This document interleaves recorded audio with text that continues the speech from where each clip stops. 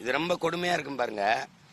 இவங்க எப்படி பண்றாங்கன்னா, அக்ஷரா கார்க் அவர்கள் தலைமையில் ஒரு விசாரணையை இந்த தம்பி விஜயுடைய கட்சிக்காரங்க வேணாங்கிறாங்க. இவங்க இந்த சிறுநீரக திருட்டுக்கு இருக்குல்ல, அதுக்கு இவங்க போட்ட நீதிமன்றம் போட்ட ஒரு அதிகாரியின் விசாரணை இருக்குல்ல, அது அரசு வேணாங்குது. எப்படிப்பட்ட ஆட்சி முறை நடந்துகிட்டு இருக்குன்னு நீங்க பாருங்க. ஏன்னா அந்த அதிகாரி உண்மையை கொண்டாந்துட்டான சிக்கல்னு அது நாங்க சொல்ற அதிகாரியை போட்டு நியமிங்குது. இவர் இந்த அதிகாரி எங்களுக்கு பயம், இவரை விசாரிங்க, சிபிஐ விசாரிங்குது. என்ன பயம்? நேர்மையாளனுக்கு என்ன பயம்? எவ வேணாலும் விசாரியா வய, அதானே நேர்மையாளன் கலகு. இதுல என்ன உங்களுக்கு பயம்? இது இது இது மாதிரி ஒரு கொடுமை எப்படி இருக்குன்னு பாருங்க.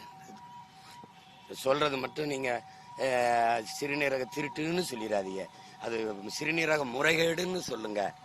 அதுக்கப்புறம் மது பிரியர்கள் என்று சொல்லுங்க. ஒவ்வொன்றுக்கும் பேர் பாருங்க. நோயாளிகள்னு சொல்லிடாதீங்க, மருத்துவ பயனாளிகள்னு சொல்லுங்க.